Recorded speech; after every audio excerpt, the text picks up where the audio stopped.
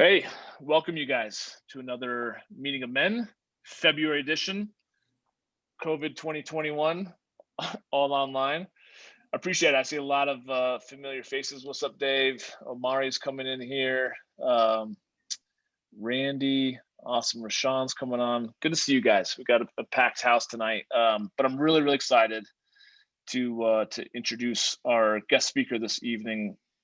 Although it's going to be a very informal conversation. For those of you guys that are new, and I definitely see some new faces and new names, guys, it's just this whole group gathering, meeting of men, I started in 2019, and a lot of it was just to see, are there any other fellas, at least here in Denver, and now we've got guys from Hawaii and California and everything else. Are there any other guys that are actually open to growing themselves and being willing to kind of touch the void of what might get a little scary, but I think what is also prerequisite for achieving our dreams. So just talking about ourselves, what's going on in life, having real good, honest, open conversation, and kind of doing the work that I think men need to do and that men need to support other men in doing. So if you guys are new here, welcome. Thank you for making some time to join us.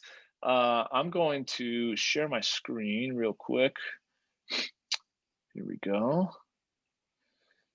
As for our evening's headline, title, if you will, it's to live boldly, love unreasonably, and with our guy.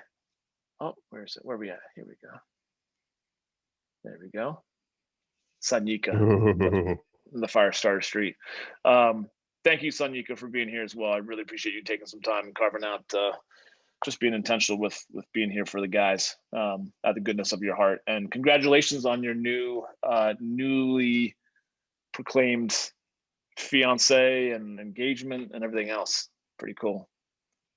Yes, man. Yes, indeed. First of all, I want to send a very special thank you to everybody that is showing up right now. It's, you all chose to be here, right? So you all chose to be here. So it may seem that this is very matter of fact because you chose to be here. However, I would contend to believe that it's a superhuman step that you chose to be in an environment with other men to be able to navigate and to create through the power of conversation. So just the act of being here is really profound. So it's it's a big fucking deal. Like just being here alone.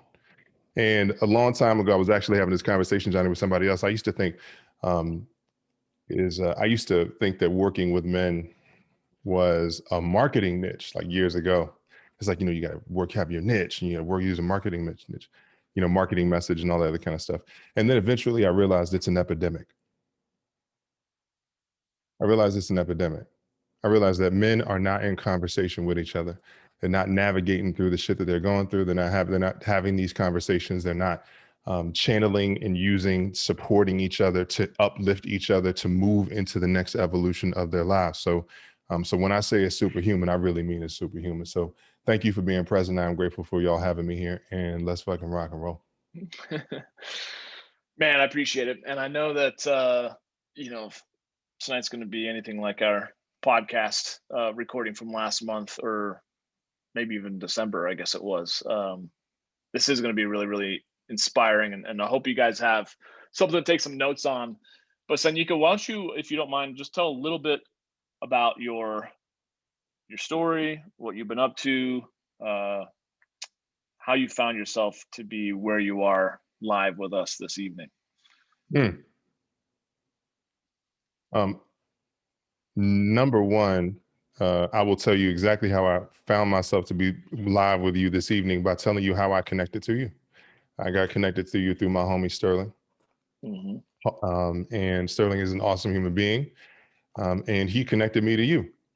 And through conversation I had with Sterling, he was like, "Yeah, I met this really dope dude named Johnny, and he's doing these podcasts, and he's looking for I'm not big into the idea or the context of being a quote unquote thought leader. My intention in the world is to be a leader who's not afraid to share his fucking thoughts. So I don't give a shit about the title. It's really just to be open to speaking whatever it is that needs to be said, what I feel needs to be said. So I own everything that I say.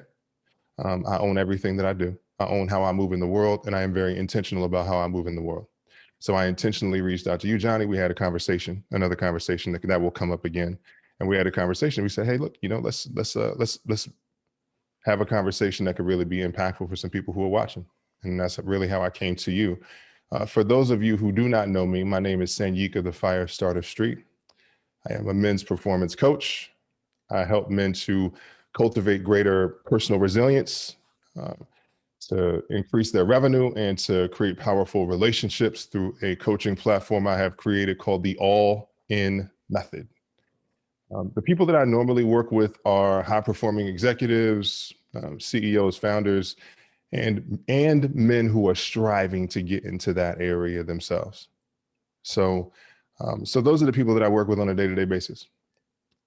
Flashback 6 years ago, I was in a shitstorm, right? So I was, financially broke, emotionally broken, girlfriend paying the bills. I call it a rock bottom sandwich because I was at rock bottom, and then rock bottom smashed on top of me, and I was in the middle. It's like an Oreo cookie, and I was the filling. So, financially broke, emotionally broken, girlfriend paying the bills, 40 pounds overweight, 2 DUIs. Just my life was literally a mess. And what happened, the thing that transformed my life was the same thing that I was just pointing out to you all, intentionally stepping into an environment with other men to realize that I was hiding. And so I realized in my life that I was hiding. And so, and it was a community of some of the most successful entrepreneurs in the world. They met every weekend in LA in a group called Metal. And, it's an entrepreneurs community with some of the biggest entrepreneurs, guys like Jim Quick and Dave Asprey, and, people who invented cryptocurrencies and all those other kind of people. And I'm walking in there barely able to afford my $100 a month fucking fee. Right? Like I barely had the money to be, I was like, look, if my cell phone get cut off, at least I could borrow somebody in Metals to use it. And so I was like, let's ride. And I went in there, man, and Les Brown has a quote. He says, sometimes you need to believe in somebody else's belief in you until your belief is strong enough to kick in. And that is very much what that collection of men was for me. It was a group of people that believed in me at a moment where I didn't really believe in myself. And I used that fuel, the fuel of their belief, to help move me into the trajectory that I'm in right now. I mean, previously, I had some spotty success. Like I've done a bunch of, like 15 years ago when I first moved to LA, I did like a handful of national commercials and TV shows and all that. I was signed on Universal, and I wrote as a songwriter. I tell people I'm a songwriter, but it's a songwriter trapped in the body of an NFL lineman. But I was on Universal, and I wrote for artists like Nick Lachey and 98 Degrees and Too Short. But it was spotty success. It was like I wasn't able to really get out because I didn't realize that things like collaboration, vulnerability, transparency were skills. Like I didn't realize that those were skills that we actually get to learn. And the more I started to realize that those were skills in that community of men around other people that supported my success, boom, just a transition. So gave up drinking. I drove my 92 BMW 325i down to San Diego and got a sales job.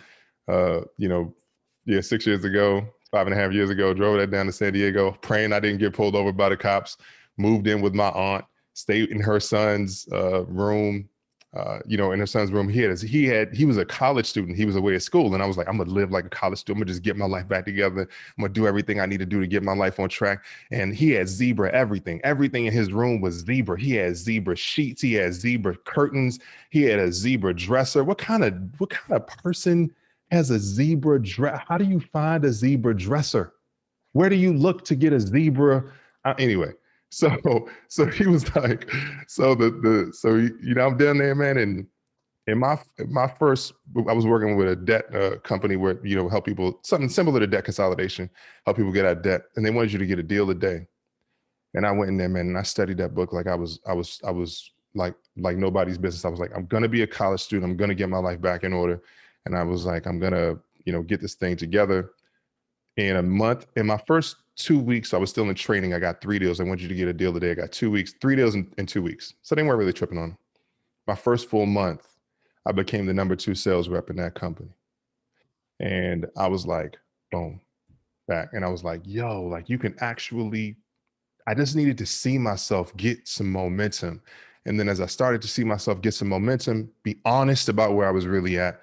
And then I started a trajectory that's really got me to where I am now. So now I'm, I'm coaching some of the highest performing men in the world. I just signed a deal to do a TV show with Reach TV called The All In Moment, which is broadcasting 30 million, fucking people across the world. And right now we're working on projects for next year that'll be eligible for, and the intention is to get a Grammy and an Oscar for a couple of different branded storytelling pieces that we're doing right now. I'll tell you about that a little bit later. And I'll do at the end of this, I'll do a performance of some of the stuff that we do. So yeah, so I'm here. I'm here to serve. I'm here to be present. I'm here to just rock out. Man, I love it. I love it. I love it. For you guys, any of you guys that are new, I see some of you guys chiming in the chat box, which is awesome. Feel free to throw some questions in there. I'm just going to kind of wrap with Sanyika for a couple of minutes, and then we'll just kind of open up if you guys have questions to kind of throw them at, pepper him with your best shots and see how he does. But Johnny, Sanyika, can I say one thing real quick? Please. The Manuel Padilla asked, what was the quote again? It says that sometimes you need to believe in somebody else's belief in you until your belief is strong enough to kick in. So that was the quote. And could y'all just like put in the chat, like what city you're actually located in? Like what city are y'all in? I'm just curious as to the geographical location of people as well. Denver, love it. I got to come out to Denver. So cool. Yeah, Johnny, that's all I wanted to chime in on that. No, it's good. Most of the guys are from Denver. I know John's in Salt Lake, Eric's in Hawaii. Got some guys from the Springs, Colorado Springs, but most of us are, little Springdale, Arkansas. Love it. But Nice. Sanyika, I've got, some of my quote unquote formal Taiwan, Charlie Green. Some of my formal questions. Good to see you, Charlie. Let me pop over here for this informal conversation. Let's talk about this one. What are the necessary leadership traits? I know we talked about this during the podcast, that you feel like men must incorporate to have successful lives, empowered households, and thriving businesses.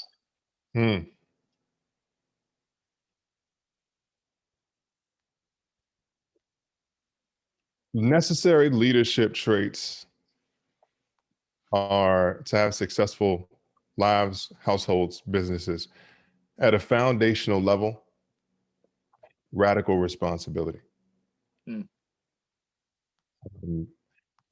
was having a conversation with somebody. I'm very intentional about the language that I use. Very intentional about the language I use. I believe that the language that you use, the words that you use, create the world that you live in. Literally. So language is really important. And sometimes I hear things, like I listen. Like if there was one skill, Johnny, that I had, and I would tell you that it comes along with radical responsibility. I'll get back to radical responsibility. Outside of that is being able to listen. Listen. And when I say listen, I'm talking about shutting the fuck up and listening, because it is so important. It is so critically important, and I'll tell you why. So, I hear sometimes people talk about like, I'm saying the truth. Right. I'm saying the truth. I'm just speaking the truth. Like, what is the truth? What is the truth? You mean whose truth? You mean your truth? I own that shit. It's mine. It's not the truth. It's my truth. I speak my truth. I don't say what needs to be said. I say what I feel needs to be said. I take full responsibility for my place on this planet. So I don't talk the truth or any of that kind of shit. I say what I feel needs to be said. I give you a perfect example. We talked about the trip to Arizona. Did I tell you about that? The Fire Circle? No, I don't think so. So 40 guys, we went to Arizona, to this dude ranch out in Arizona. And we're out in Arizona, and the net worth of the guys in there is probably $500 million. So Ken, the guy that runs our entrepreneurs community, he's leading us in sort of a men's group environment. And he says, he says, all right, so, we're talking and we're just kind of getting settled in. And then he says, what are the problems you guys are going through? And then one of the guys goes, CEO for a big company, he goes, I'm just trying to refine myself and find my purpose and all that other kind of stuff. And I said, okay, I'm listening. I'm just there listening. It's not my show, it's somebody else's show. So I'm like there listening. And then somebody else goes around, he says, well, I don't have a problem.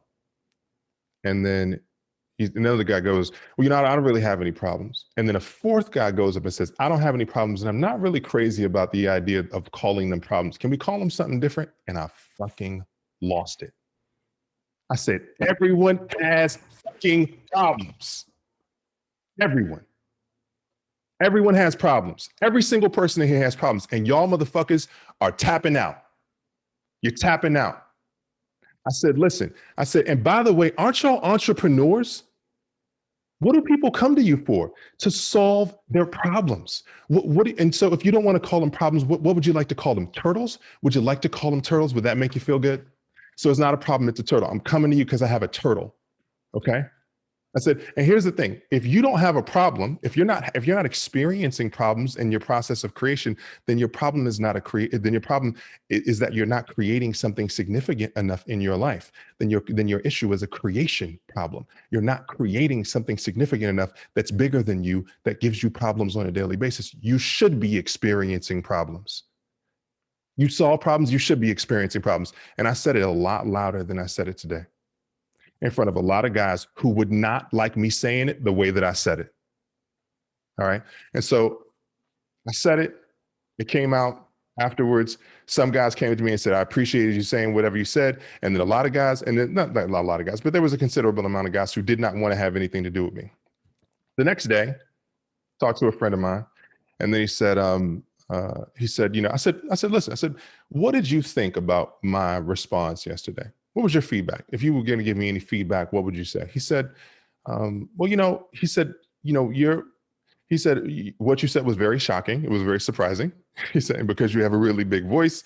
He said, it really scared everybody. He said, because you're so tall, I'm 6'8". And he said, the fire and the shadow. He said, you look like you were 12 feet tall. And he said, I think a lot of guys got intimidated. And then I said, okay, cool. I said, received on that. And I said, let me explain something to you in this moment. I said, I'm open to the idea that what I said was could have been completely effective or completely ineffective. I'm totally open to the idea that it could have worked or not worked. Totally open to that idea. But here's the thing. I said what I felt needed to be said in that moment. And I'm open to the idea that it was ineffective. And so when I talk about the idea of radical responsibility, about full ownership for your impact in the world, what I am talking about is full acceptance of what you feel needs to be done based on your compass, your value system.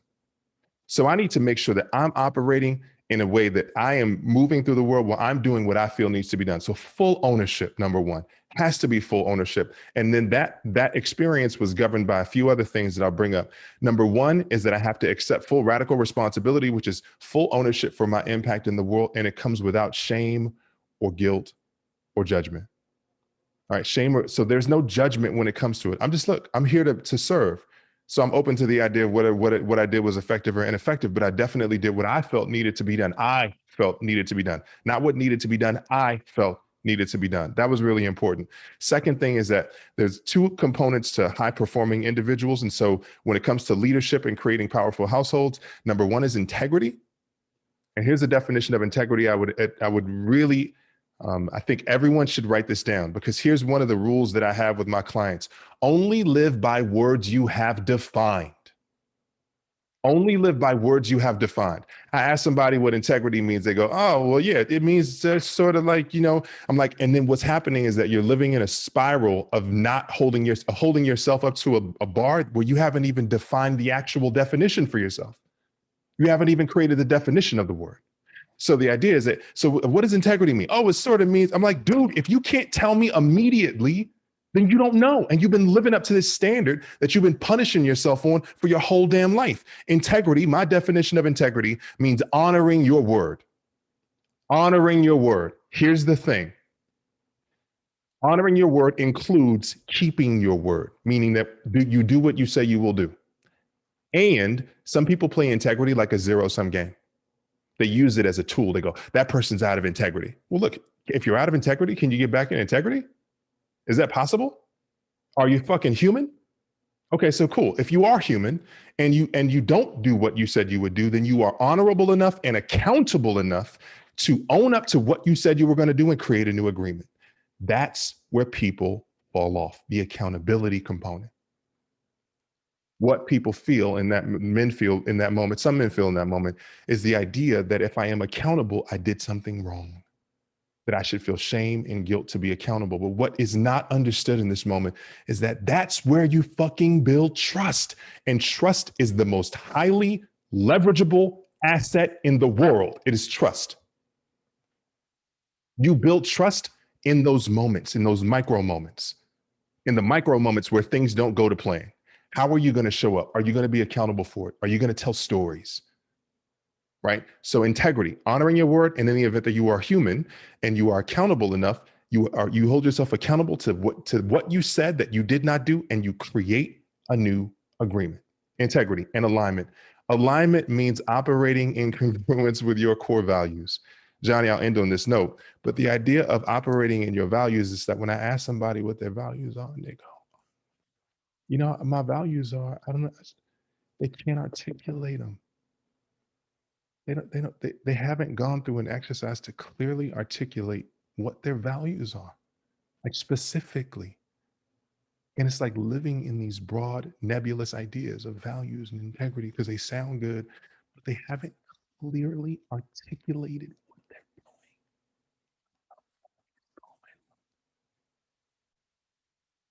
You gotta get clear. Somebody asked me where I'm going, I can clearly articulate where I'm going.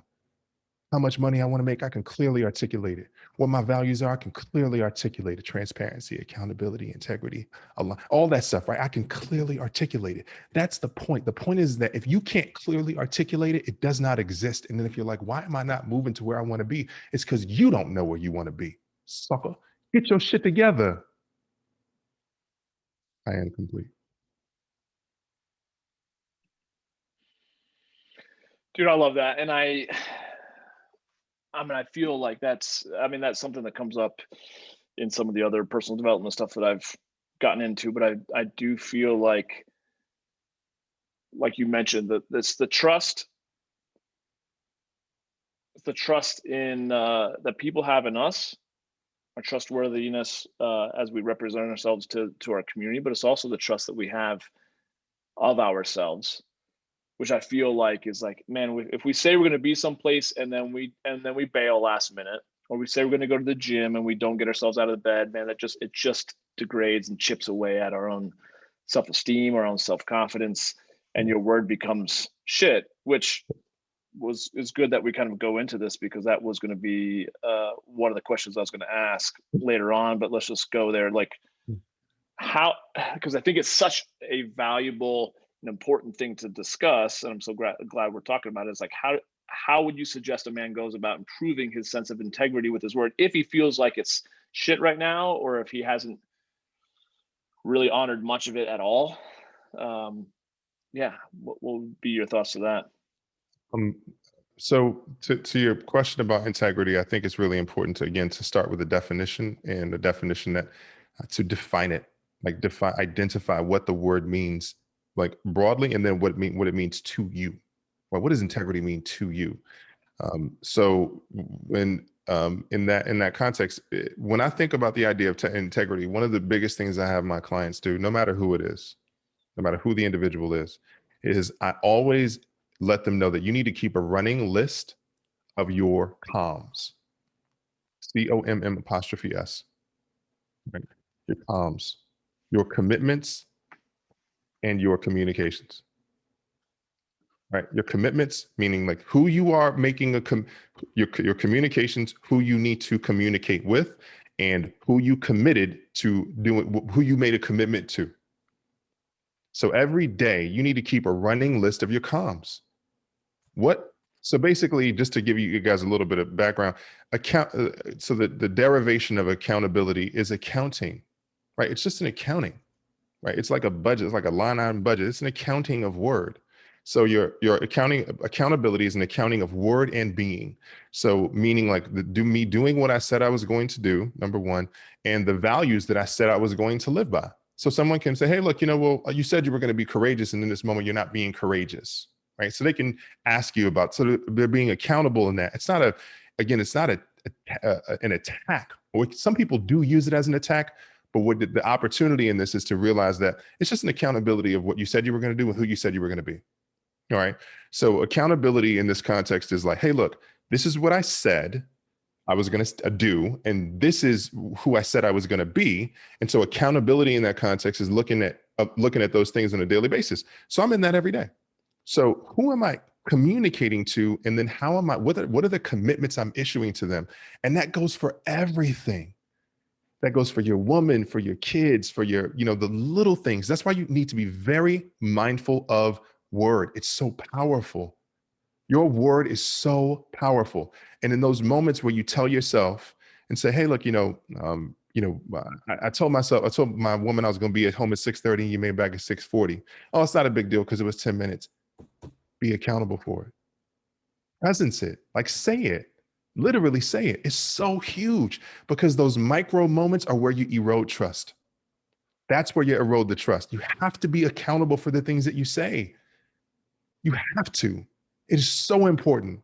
And so when you're being accountable in that way, it's like, okay, well, now you're like, oh, well, I'm going to make sure that I give myself enough time. I'm not going to just flippantly say I'll be home in 10 minutes or I'll be a couple minutes. It's like, hey, you know what? What's the amount of time I actually need? I need 30 minutes to get home. I can be home in 10 to 15 minutes, but 30 minutes would give me enough time to really be home. And so I'm going to tell her that instead of being at 6:30, I'll be home at 7:00. So now you get to get out of the reflexiveness of just saying things and doing it intentionally because you understand the value of accountability and trust, right? So cleaning up your comms with others and cleaning up your comms with yourself. So sometimes what we do is we say, hey, look, I'm going to work out this today. Right. So we make an internal agreement in our mind to do something. Hey, I'm going to work out today. I'm going to do it today. I'm like, look, if I don't write that shit down, here's a principle. If I don't write it down, it does not exist. So we're governed by these principles, is that if you make a promise to yourself that you are going to do something, write the bitch down. Write it down. So document it. And then when you document it, you can hold yourself accountable to it, to the fact that you said you were going to do it. But if it's in your head and you're like, oh, I want to do this thing and I'm not going to do this thing. And then you start, again, being in that loop of feeling like you're out of integrity with yourself, you can look at it on a piece of paper and say, hey, I was going to do this thing. And then you can clean up your comms with yourself and with others. As you can see, I take notes everywhere. Yeah. I take notes all the time. And I take notes. Now, I don't take notes because y'all look dope. I take notes because I'm dope. I'm serious. I take notes because I'm fucking dope. All my ideas are great. I take notes everywhere. And if you ain't taking notes, then you're missing out on your own thought process. Fuck me. You should be dope. Write down everything. If somebody come in a meeting with me, a client coming to me and he don't have something to take notes with, I'm jumping through the fucking screen. We going at it. We going at it. You better take notes because your thought process is dope. Don't get me started. I will take off my shoe in this. Don't make me take off my shoe, Johnny. I will take off this fucking Tim. I want to ask you one more question before we start taking some of your guys' questions, because I was thinking about you, Dave Momper, when he was talking about listening. But and I want to get to that too, actually. What, Sanyika, just in terms of, you mentioned kind of the all-in method. Mm-hmm. I can say quite vulnerably and honestly that, for a lot of things in my life, most things in my life, I've always struggled to go all in, because then that would give me the excuse when I failed, because I half-assed it. Yeah, I didn't go all in, and so that's why I failed, and that's why I didn't play D1, or that's why I didn't go pro in different sports, or I didn't go all into the relationship or my academics. Explain a little bit to the guys kind of your methodology around the whole all-in method, if you don't mind. Yeah, I mean, I appreciate you bringing that up about the idea of what it really takes to go all in. And when there's a tendency sometimes that when the idea of going all in comes out, it feels or can feel like jumping in. right? Reckless abandon. Like I'm just gonna go and do this thing, and I'm just gonna throw caution to the wind, and I'm just gonna move into this thing, and that's where people lose. Right? They lose we lose when we move into an environment. And listen, this is life, by the way. This is life. Some things we will go all in on and learn as we go, and some things need to determine we will need to determine once we are in it that there were other situations or there were preconditions that were necessary for us to go all in. Perfect example is in relationships, right? Sometimes we get into a relationship and the feeling or the emotions are running so high, the love is running so high, we're moving into a situation, we just like, oh man, it's such an amazing chemistry bond and everything like that. But then when we jump in or we go all in, and listen, life is a process of constantly forgiving yourself. Like if you have to be willing to forgive yourself for things that may seem like they were mistakes of the past, and getting out of the past and just looking at it in as much of a neutral capacity so you can look at it as a point to get you to your desired outcome. They're really important things that you're experiencing. So when you move into an environment and you feel like you're going all in and then you tap out, it's like, okay, well, like a relationship is because, well, man, maybe I didn't understand what her religion was, and I didn't understand that was a conflict for me. Maybe I didn't understand where she wanted to go with kids. Maybe we didn't have a good connection in terms of finances, and we didn't set those preconditions. Right? Didn't have to set those preconditions. Some people call preconditions boundaries, right? We didn't have set the preconditions that were necessary for me to go all in, right? So for me to fully commit, full commitment to this thing, to push in all the chips. So sometimes you're going to fucking test it. You're going to jump in. You're going to be like, hey, look, I'm in this thing and I need to figure it out.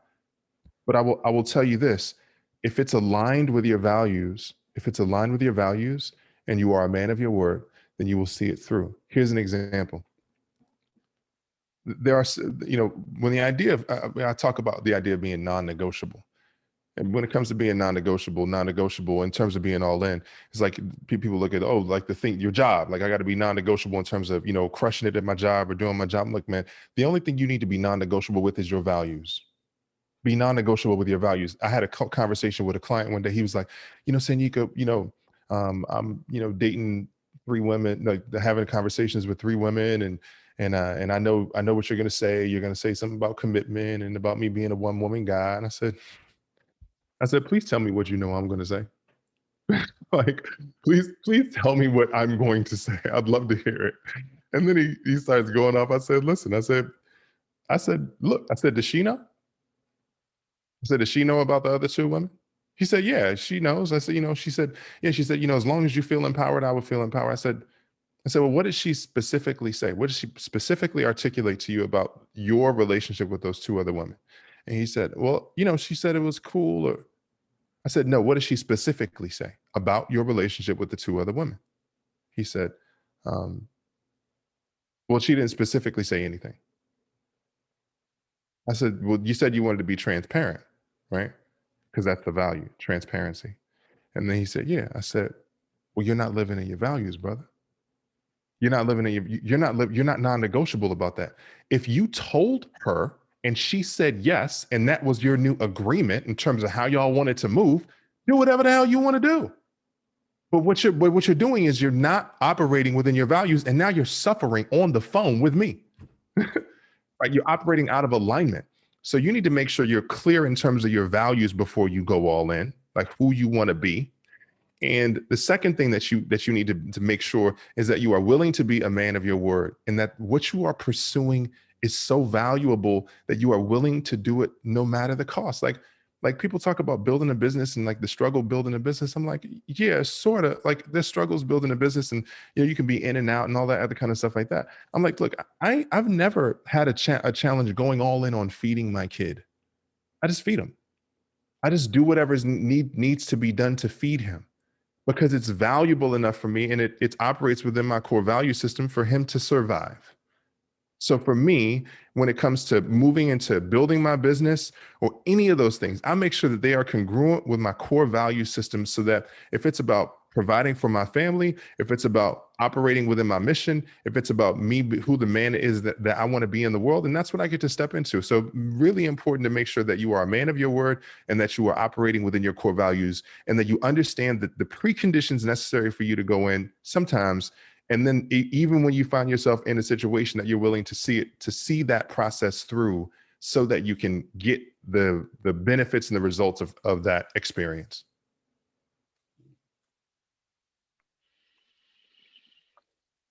I like how you've really distilled it down. I mean, I think,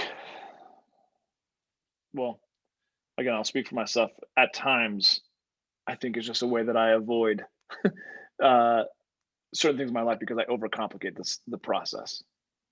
And I don't think it needs to be that complicated when you look at your values, taking responsibility, being your word, you know, scheduling things, committing to things, going all in, just working through, and then just being intentional with, you know, the having that vision that you're moving towards each and every single day, you know, and just living that legacy of love in the way that I see it, at least, you know. You don't want to be an asshole at the end of the day, even though you're doing a lot of things in your life. So I really appreciate how you kind of simplified that down. I really do want to open it up just to the guys now, that since we've had some time to kind of warm things up. And you know, Dave, you've got a question, but if you guys, I mean, if you want to unmute yourselves or throw it into the chat field, and I can call you out. But Dave, you want to jump into asking your question? Dave Moms? Yeah, I don't know what my latest question is. Sanyika, nice to meet you, by the way. Thanks for showing up for us and getting us to think about some important stuff. I suppose, like, what if there's a question in all of what I'm hearing that I'm struck by? It's like a lot of this stuff, as I've been studying, say, myself and the world of, like, say, growth mindset or personal development, everything makes sense to me conceptually. You know, I'm like, all right, yeah, that makes sense. Use your language, set your intention. It's like it all makes sense on a conceptual level, but yet things still seem to hinder our ability to, like, take action. No, you know what I mean, honestly, like Johnny and I go way back, by the way, to give everyone a little context. Like, that's why we're homies, is because we're both in the thick of it, trying to sort it all out. We can relate to that, you know what I mean? And yet we're all doing the work and even in some ways making a living professionally, advising other guys. It's like, what's the real hang up when there's all these books, all these tools, all these people out there that are champions for us? What's the real hang up? And maybe this isn't a question for you, Sanyika. It's like for everybody out there, like, what's really getting in our way as dudes? If we're here to be honest with each other, like, what are we really waiting for or scared of, or that, I don't know, all this seems to be so obvious. What is in our way for real?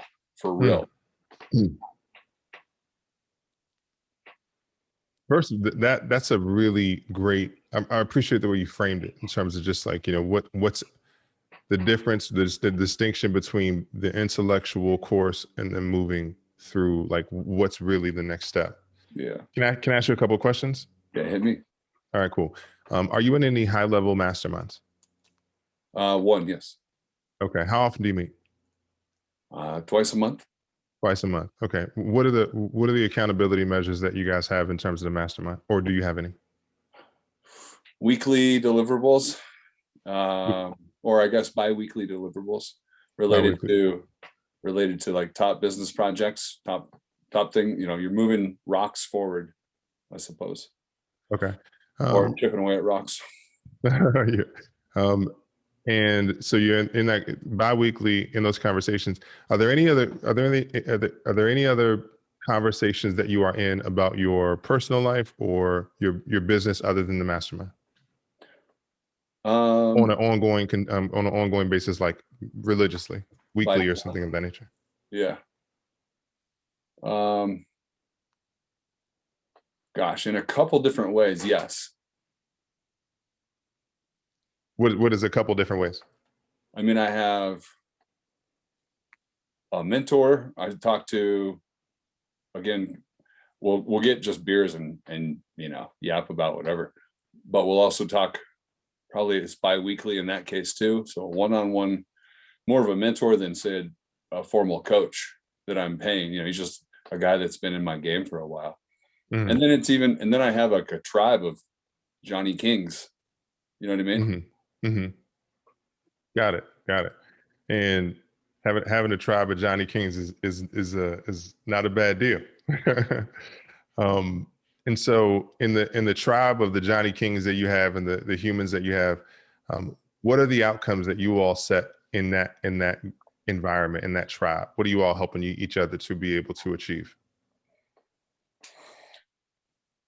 Oh, let's see. I think we're all in pursuit of a bigger version of ourselves. So we're helping each other clarify what that looks like, explore it, define it, and in a way, then it's like root each other on. Be champions for each other, and that shows up differently, I suppose. And Johnny and I have come and gone as like we've been in the thick of it together at times about advancing, and then other times it's like just check-ins, I guess. Got it. First of all, thank you for answering those questions. My intention is to get a foundation of, just sort of what your universe looks like in terms of the question that you asked about, how do we really take ourselves to the next level? One of the things I did is I created a program called 2190. And the idea of 2190 is it takes 21 days to create a lifestyle, 90 days to, 21 days to break a habit, 90 days to create a lifestyle. And what it really is a journey. It basically, the reason why I was asking you about those things and about the difference between that intellectual process is because I was like, how can I create an environment where you can't outrun yourself? The intellectual thing. Yeah. Every man needs a rite of passage. Every man needs a rite of passage. So what I started to do in terms of my buildup towards like creating that program, I was like, oh, I'm going to be in a daily mastermind. I have a daily mastermind. I have a goodness gracious. I have a daily mastermind. I have one weekly mastermind. These are all high level masterminds. I'm in my entrepreneurs community. We meet every weekend, every Saturday for 2 hours. And it's like a TED Talk style format with some of the biggest thought leaders in the world that come to that event. I have a spreadsheet based on my accountabilities. I have a list of people that I need to communicate with on a daily basis. I have scheduled conversations in terms of like the way that I'm living my life. Like I realized that I was like, if I'm going to step up my game, I need to be in conversation all the time, all the time. And so one of the things that I found is that many men are not in enough conversations with high level people that are challenging you to get to where it is that you need to be. I'm like, look, it's like there's a book called The Prosperous Coach, and it says, we create clients in conversation. Do we create everything in conversation? Nice. We create everything in conversation. Everything is created in conversation. The people that I work with pay me anywhere between mid 5 figures to 6 figures to work with me over the course of a year, right? So for me to be in that situation, I need to be in an educational environment. I need to make sure I'm taking care of myself. I need to make sure that I have certain levels of accountabilities. I need to build a community of people around me for support. I need to be in conversation about what it is that I am going through on a regular basis. And the other thing is that, so as I move through my own personal rite of passage, includes I fast for 20 hours a day. I can't outrun my food. Right? So I can't outrun my food. I make a commitment to myself to work out for an hour a day. I burn 1,000 calories in a fucking square foot gym, and I keep my word to myself every single fucking day. right? So that's a part of it. I send a message of praise to a human being that is I have a list of people that I send a message of praise to every single day, just to let them know how grateful I am for them in my life, because I am connecting with those people because of their contribution in my life. I do it every single fucking day. So as I see myself do that type of thing over and over again, I'm creating, the book is called The Prosperous Coaches. I'm doing that. I'm creating a community of support. I'm seeing myself move through my own word. Right, I'm seeing it. I'm seeing how I move through my own work, through my own rite of passage. And so the idea is that, can you create an environment with other people who won't put up with your fucking bullshit, who will challenge you? Like, yo, like, I just had a conversation. I was like, it's unacceptable for you to not be making 5 figures a motherfucking. It's unacceptable. And sometimes you need somebody to look you in the face and say it's unacceptable for you to not be making the money that you say you need to be making. You need to have intentional people that are in your world who are going to call you forward. You need to have those people, and you need to do it with each other. You need to call each other forward. Like, if you're struggling or you're in this point, then y'all got to blow some shit up, come back in and be like, yo, fuck this shit. We got to step up the game because we need to lead this charge, and we need to not call each other out, call each other forward, make it intentional, get that shit on paper, make sure that you're moving in a way that's getting each other, getting this, because here's what happens. The escape velocity that it creates is profound. Escape velocity, by the way, is the minimum amount of force necessary to escape a gravitational field. It is the minimum amount of force, the minimum. And all you need in this moment, brother, is the choice to step into that next version of yourself. The choice to step in it, and people witness you in your process. They have to witness you in your process. You have to be seen. You have to be seen. Say it out loud. Let them know. You say, I'm going to this next level. That the witnessing is the part where, again, going back to the accountability, the witnessing of it and being held in by people who hold you in high esteem, that you hold in high esteem. So you need people who be able to see up here, to look at you and say, yo, I need you to perform at a better level. We're drafting off people, man. That's what we're doing. This is like NASCAR. We're drafting. I draft off some of the most successful people in the world. And this is an invitation to you to draft off those people.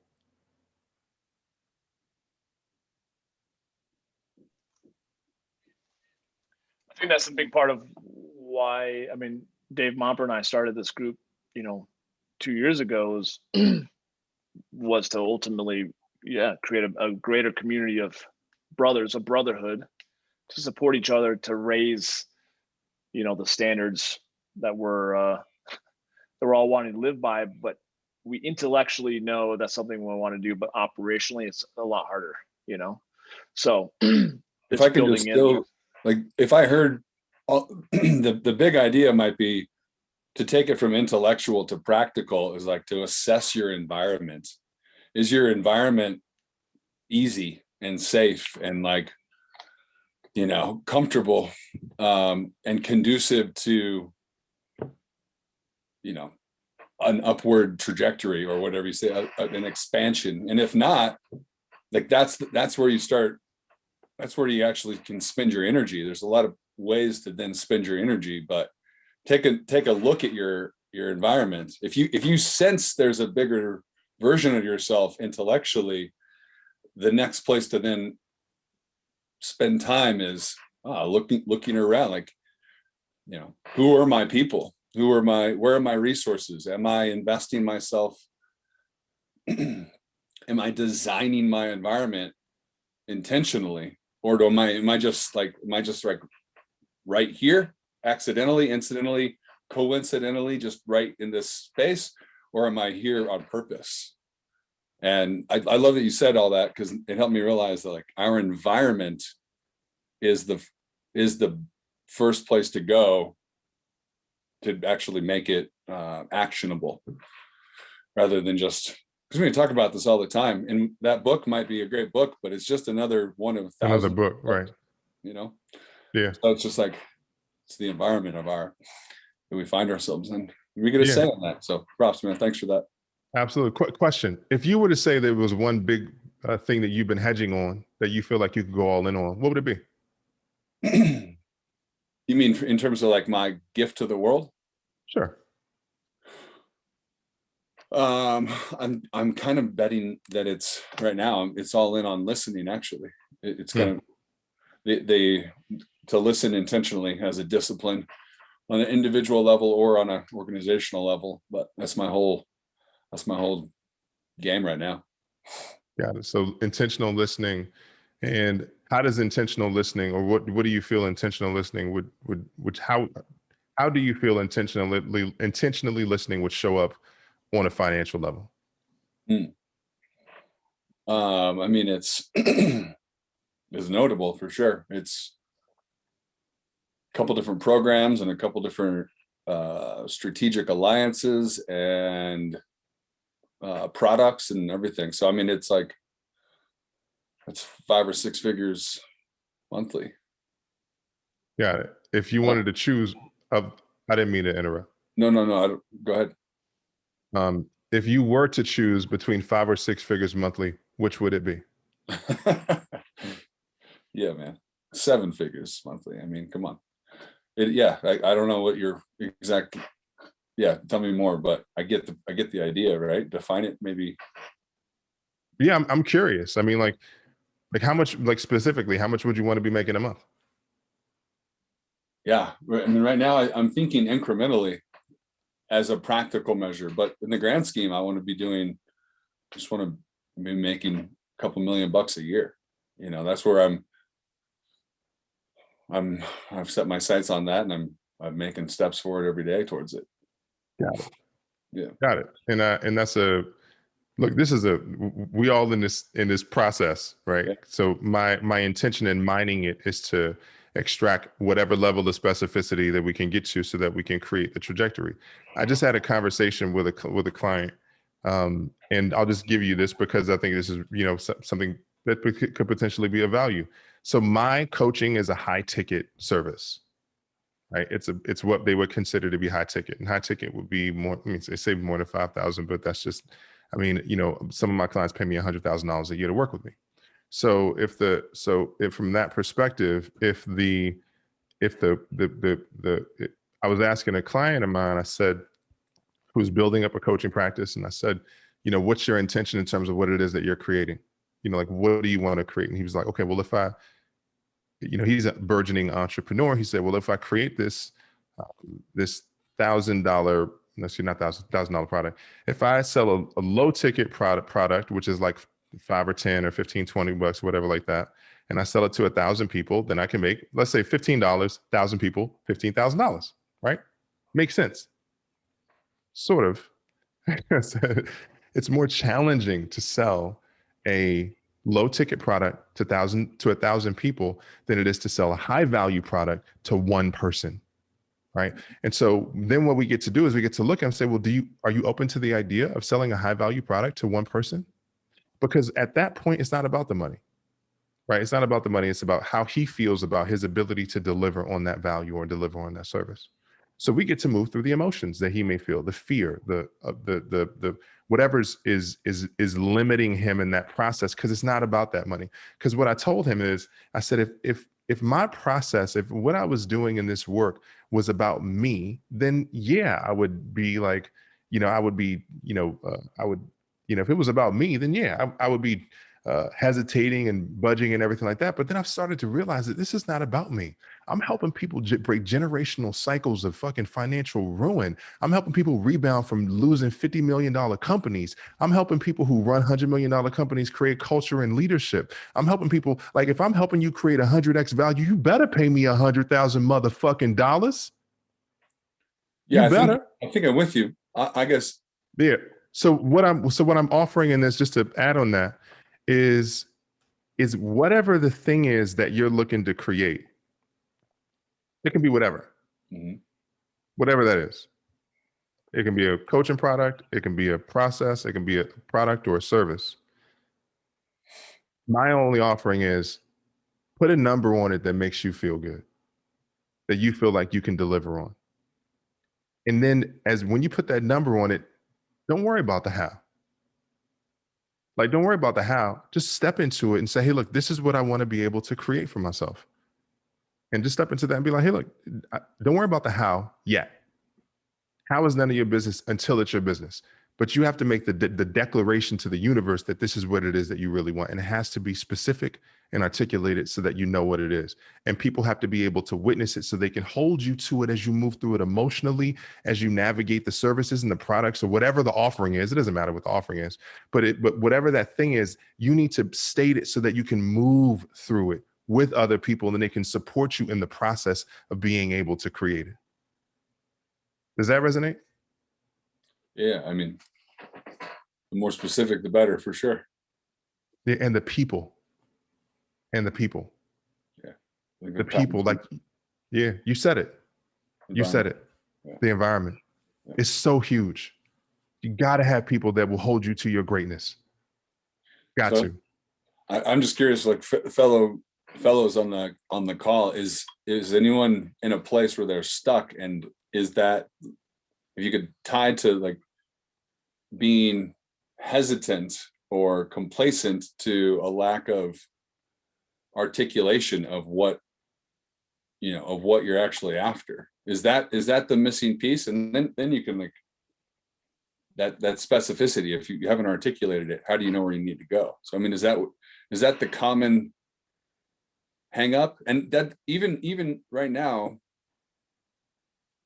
we could be anywhere in our own journey at any level of success, and there's still somewhere else to like direct our energy.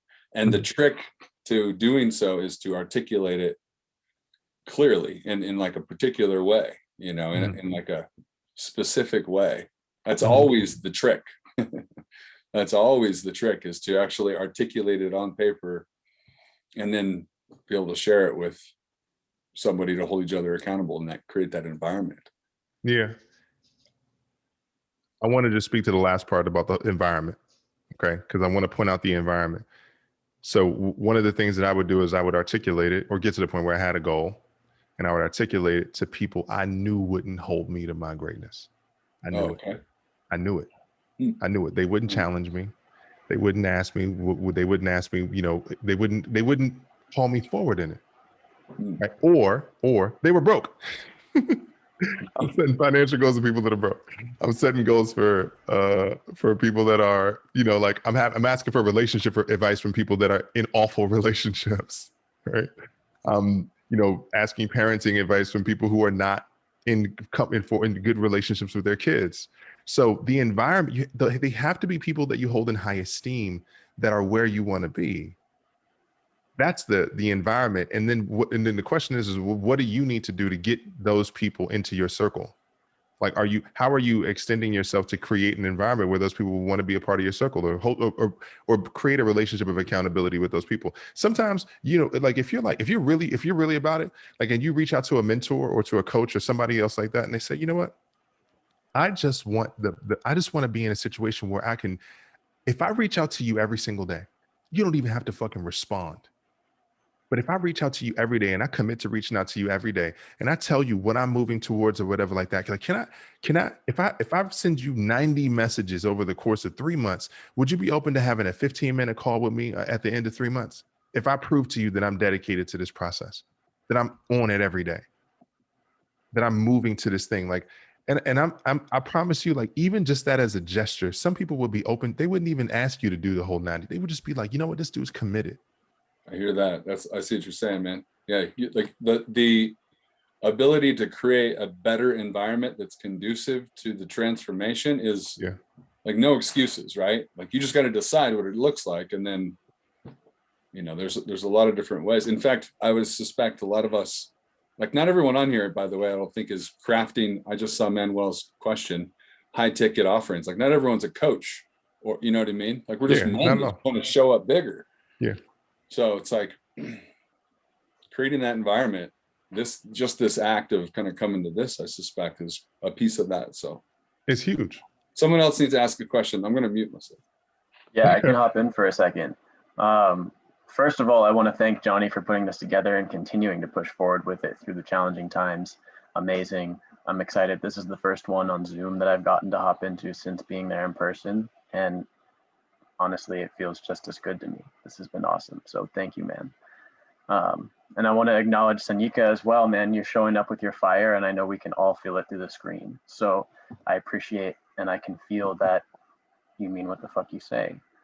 and it goes a long way, whether we feel it mentally or just feel it internally. Thank you. A couple back and forths ago, the first time that David asked if anybody else had a question, it was funny, I unmuted, and then Sanyika, you spoke exactly to what I was about to comment on. I believe David was asking if the operative factor for a lot of us being stuck was that we hadn't defined what we wanted. And you jumped in by saying that you used to define what you wanted to people that wouldn't hold you accountable for it. And that's something that I've realized has been huge for me, because I have a lot of people in my life that I can have deeper conversations than most people can imagine with, and show up more authentically than most people ever will in their whole lives. But there's no like hard edge, you better do what you said you're gonna do. It's a lot more of like a soft flowing thing.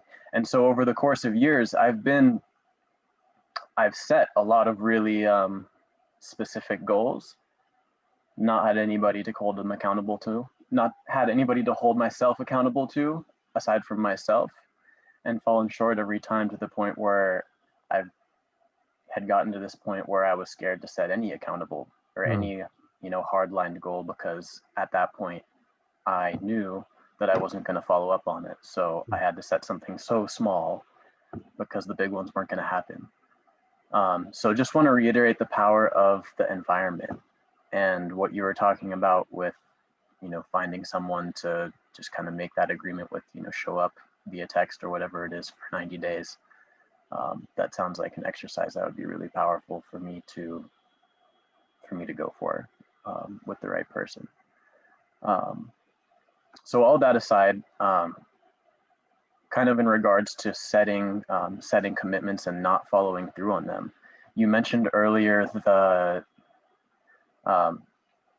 started to touch on the difference between accountability and guilt and shame, or being able to hold a difference between the two. Can you speak a little more on that? Yeah, for sure. For sure. Absolutely. And thank you for sharing so vulnerably, Eric. Out of curiosity, does anybody ever call you a good listener? Me? Yeah. Pretty often, actually. Okay. I got it. You come across as a good listener, and you have great presence. One of the most powerful things I ever, and the reason I'm saying this is because when people give you compliments, listen. Like when people give you praise, listen, receive it. Because essentially what's happening is one of the biggest things I've seen men do is they reject praise. They reject it. And when we do that, we are blocking our blessing. It's like, I'm telling you, you're a good listener. I'm telling you, you have great presence. And it's like, oh, it's hard, whatever, right? So be in the practice of receiving it. You don't necessarily need to be defined by it, but just receive it, process it, see if it's, when we used to think it was, compliments as praise. We would take a compliment and think of it as praise. But what I'm offering is that when people give you compliments as data, brother, it means you are moving in the right direction, right? So take the data. If Uber and Airbnb can take data and turn it into $1 billion companies, then you can take the data and turn it into $1 billion you. So just receive it immediately. As soon as you came on, I was like, I have this feeling that he listens and people see his listening. Take it. People want to be around you. Take it. So in context of the accountability, shame and guilt, so there's a book called Power versus Force written by David R. Hawkins. And what he talks about is that they measure the energetic wattage of emotions. Really quickly, one of the most valuable things that we can do as men is to learn the distinction between emotions and feelings. Right. And Johnny and I talked about this during the podcast. Okay. So emotions. So somewhere along our evolution as humans, I don't know where this happened, but I can understand it. But somewhere along our evolution as humans, we got all technical and technology, and we started making cell phones and microphones and all this other kind of stuff. And we got into this point where we were like intellectual and everything like that. And the truth is that at a foundational level, Eric, we are all fucking animals. You're an animal. I'm an animal. You're an animal in a wardrobe, period. You're an animal. Don't ever forget it. I don't give a shit who goes to fucking MIT or Cambridge or whatever. You're an animal in a wardrobe. As animals, we are subject to emotions. We are subject to emotions. Your emotions are the chemical responses in our body. All right.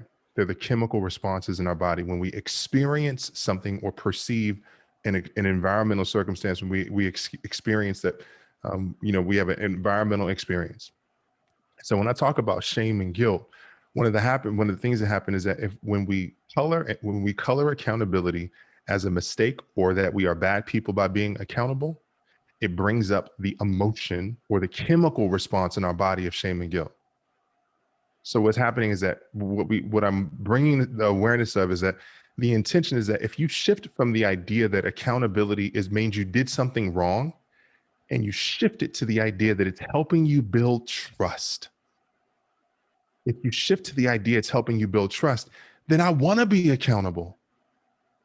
And so if I want to be accountable because trust is the most highly leverageable asset, then I want to be accountable because I know it's going to build trust for anything that I say. Like if I told you I was going to be on a call at 4:00 and I was there 4:01, I'm late. I'm late. Period. I'm late. And so if I bring it to you and I present it to you without story, without, hey, I'm not late because because of traffic. That's not why I was late. I was late because I was not being mindful of your time. I was late because I was not being, it's about who I was not being in that moment. I wasn't being mindful of your time. And then I'll create a new agreement. Next time I'll be completely on time.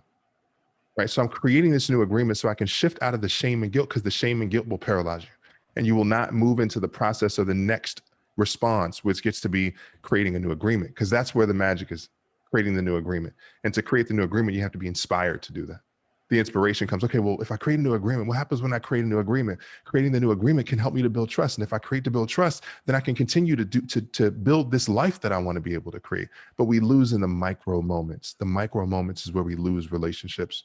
It's where we lose trust. When we're not, the difference between 4:00 and 4:01, and you go, no, wasn't a big deal. Fuck that. It's a big deal. Bring it up. You be the person to bring it up. I was late a minute. Boom. They immediately trust you. They immediately trust you because you're a person who's living by his own word. So now you're bringing your values into the environment. It's like, oh yeah, this dude's really about it.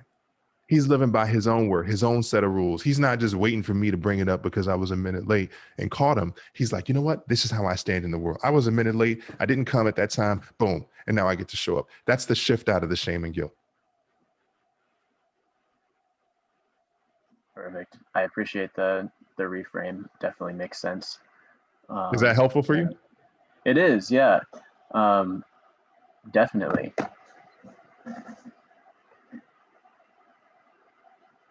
Yeah, I mean, for what comes to mind is I feel like I'm on the path towards doing that. For some years, it was like damn near every commitment that I made, I wasn't following through on. Yeah. And so I had to find things that I could deliver on every time. And for a long time, I was just like, okay, I'm just going to be really fluid. So I'm not making any or breaking any commitments for the time being, just to like kind of feel into myself again. And I will say something that I'm actually pretty proud about over the last month or so is I've actually like built and stuck to a morning routine for the first time ever. Boom. So I feel like that's good positive momentum, good, rebuilding of my own trust in me. So thank you again. Absolutely, brother. You got this, man. You got this. Just keep on moving with it. Trust yourself. Trust yourself. You got it, man. You got it. Really good question, Eric. Appreciate it. Guys, I think Sanyika said he'd give us until 7:30 Denver time, but I know we've got a few guys that had to bail here right at 7. But what other questions you got? I mean, this is pretty powerful when you've got a guy like this who's just lovingly giving us his wisdom and his presence. But any other questions? Otherwise, I've got some others I can throw at him. Not so much a question, just really kind of an affirmation statement. I just really wanted to say thank you for the realness that you brought tonight. You know, I have to admit that the first 5, maybe 10 minutes, I was kind of really put off by your realness, because it's been a while since I've been in the presence of someone like you. When I say that, I mean a Black man who is willing to just be himself, with no filter. I don't have that privilege very often here in Denver. And so since leaving Atlanta, where I went to school many years ago, I have lost that connection. And so hearing the way you have just really kind of laid it out just brings me back, honestly, to my roots of how anybody that, you know, really cared about me would say things, and would say things with no holds barred, and so I thank you for that. Additionally, what I also am taking away is kind of an affirmation of, not that you need it, I'm sure, but an affirmation of what you've said about finding a community, finding an individual to hold you accountable. You know, I'm not a uber religious person, and I say that having found a spiritual community that is founded in a West African tradition, and I'm finding success in ways in which I haven't found it before, because I'm being held accountable by a community of people, and I'm being held accountable by, or I should say, and I'm annually, if not monthly, being held accountable to specific goals, and so it's just it is. It's quite affirming to just be able to step into my own greatness. And to your opening quote from Les Brown, I mean, I have to find that on the internet so I can print it out someplace and read it every day, because it is so true. I mean, I'm still struggling, and that's my own psychology that I need to adjust,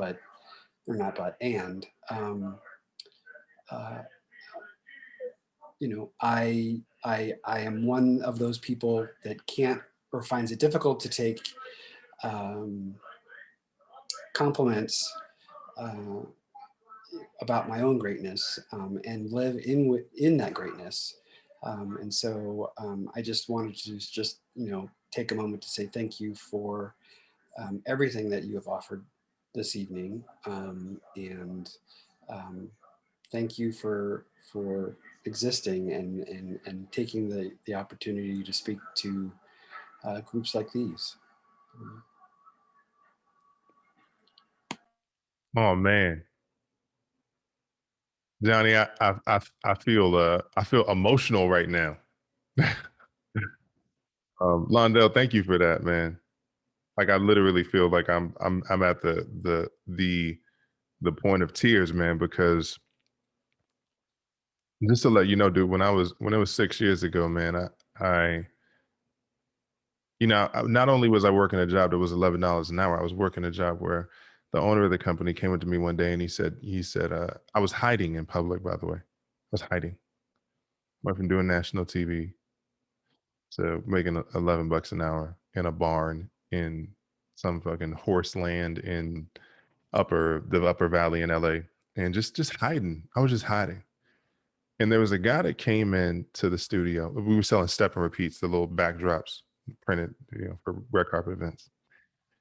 There was a guy that came in one day. This guy named Oba Babatunde. He's a big character, black character actor. He's very successful in a lot of movies. I remember he came in because he was doing a movie, and he looked at me. I was at the front desk. He came in, he said, he just looked at me and he just stopped. And I was like, huh. He's like, what are you, he was stuttering. He was like, what are you doing? What do you do? I was like, what do you mean? What do I do? I'm working here. I was like, he's like, what do you, he's like, you got to be working on something big. And I was like, what do you mean? Am I working on something? Like, what? Huh? Dude, I work here. And then he's like, dude, you look like you up to something. And at that point, I had been hiding in plain view. And at that moment, I was like, oh, maybe he spotted something. Maybe I didn't actually lose it. Maybe I didn't. Maybe I'm hiding. Maybe, like, I started asking myself all these questions. And so, somebody asked a question about listening. And so the thing that informs the listening is curiosity. And I started asking myself these questions. And Johnny, I can send you a journaling practice. I call it Creating the Future. And so it's about, what are the questions I'm asking myself? Like, am I hiding? Is there more? What's the possibility if I stop hiding? I start asking myself these questions because, dude, I was hiding. And then subsequently, after that moment, after Oba, he said that, I was like, man, maybe I'm doing something. And then the owner of the company came to me one day. He said, Sanyika, I want you to stop using your first name because it confuses clients. And so I realized I was hiding to the degree where I had put the only thing that I had owned in that moment, my car got repoed, everything, my whole life was a mess, man. And so, he was like, and I was like, the only thing I have left is my identity. And now I'm putting myself in a situation where I could lose my fucking, like, my name. I was like, this is crazy. So we were arguing that day, dude. But that night I was in tears, and I feel like I'm back in that moment right now with you, as you were talking about my realness, as you put it, which I appreciate and respect. I'm just gonna let you know, man, that I used to think I needed to be Tony Robbins. I used to identify with others because I'm like, oh, okay, well, maybe I need to be like Tony Robbins. I need to be like this person. I need to be like that person. And, I was like, what if I was just me? What would that look like? What would I say? What would that person do right now? How would that person behave? How would that person show up in his life, or his family, in his business? I mean, what would that person do? And then I start asking myself these questions, and I start looking at myself. I'm like, Sanyika, you're better than this. People talk about, like, I curse, and people say, there's a saying, like, cursing means that you don't have a good vocabulary. I have an acute grasp of the English language, probably more profound than many people that I know. And I love motherfucker. It is one of my favorite words. I use it as a period at the end of sentences. And I realized, I was like, I love saying motherfucker. And so I realized, I was like, okay, well, if that's the case, then that means that I get to work with people who appreciate me saying motherfucker. Dude, some of my and I have to step into that, and I have to go, like, because of the fact that I realized, dude, this is not about me, man. We get to create this intentional, again, the escape velocity, that whole aspect. What is it going to take for you to get out of the gravitational pull of your current situation and get into the field of where it is that you want to be? Well, I need to realize that I really want to be fully expressed. One of the reasons I'm not fully expressed, and I wasn't fully expressed, is because I wasn't in the practice of expression. And so we need to be in the practice of expression. How are you practicing your expression? Who are you practicing it with? Literally. Like, I practice these things.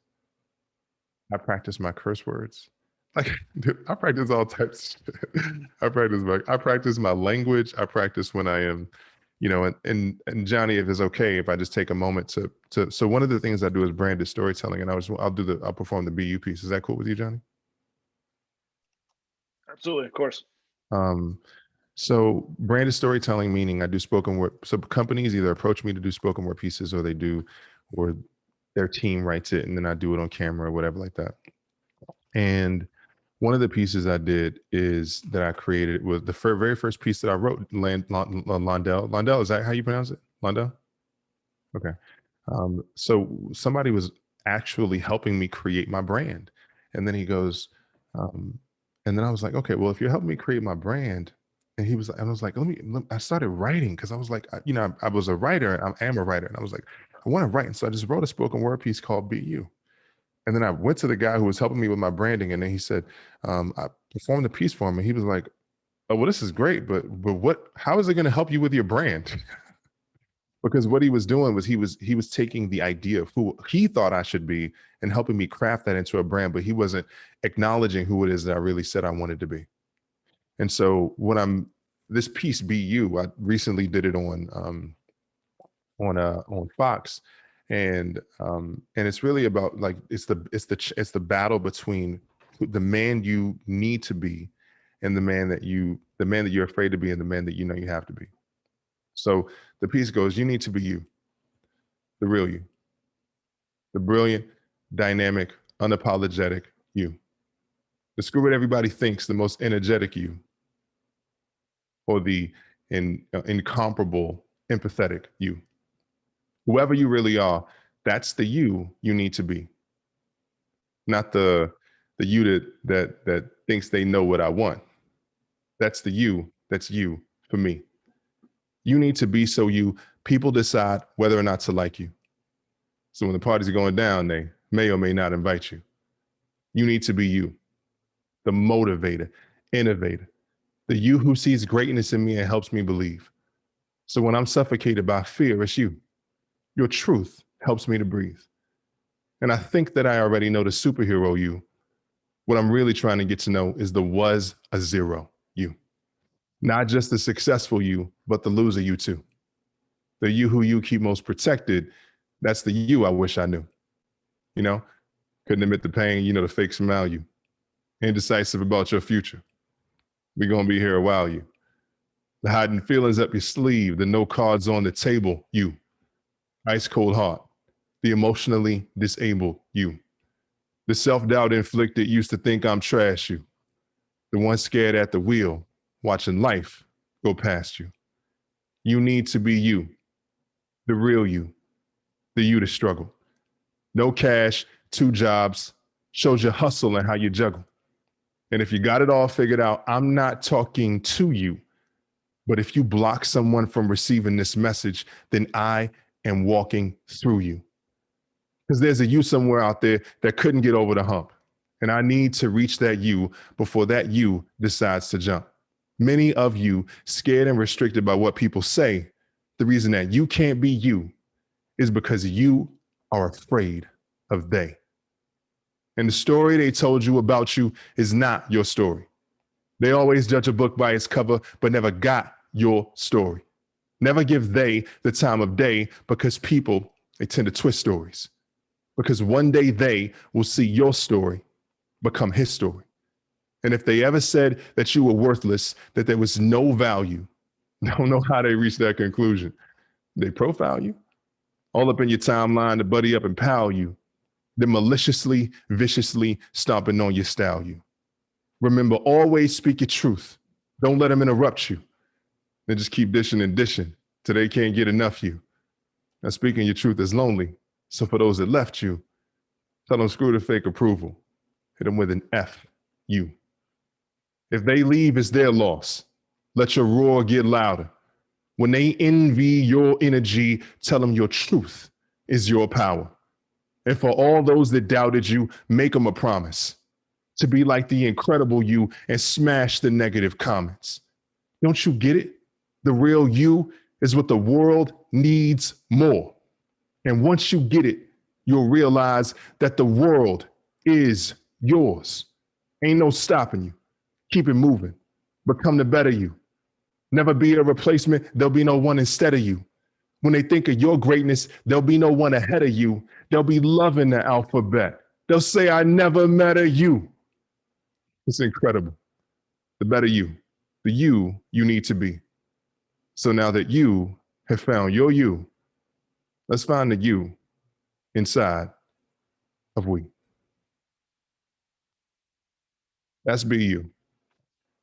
Londell, if there was any message I would issue to you, my brother, just be yourself, man.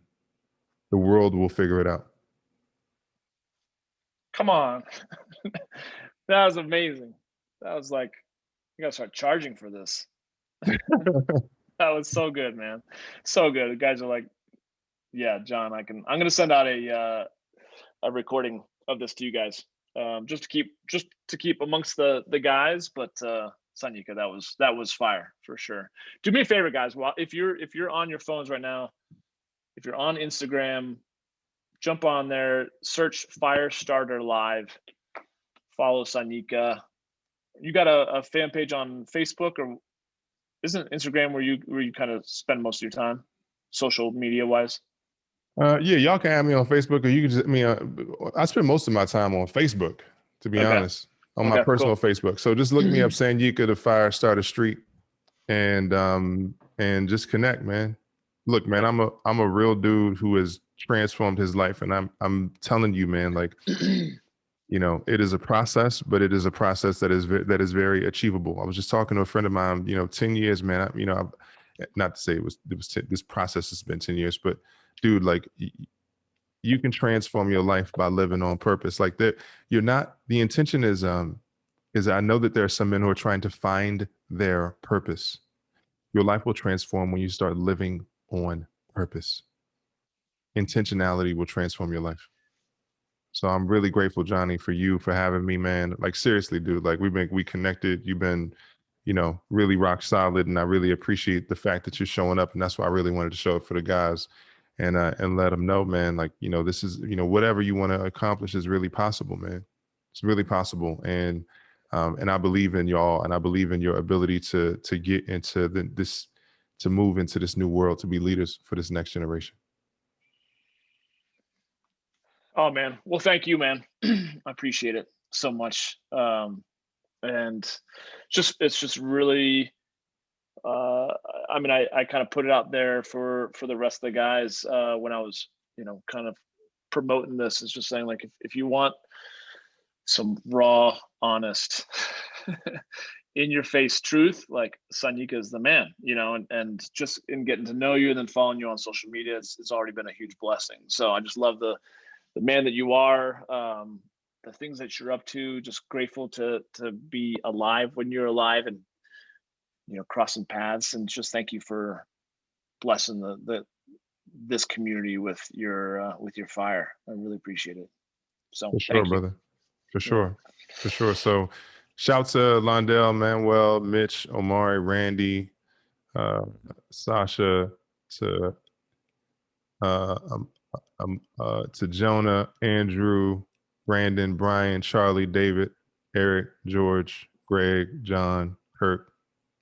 Appreciate y'all for showing up. 100%. Guys, one last closing thing before I say see ya. That's what I was showing here on this next page. Believe it or not, if you are in town, I'm still going to keep doing the Zooms, but next event on April 12th, I'm going to go back to doing them in person.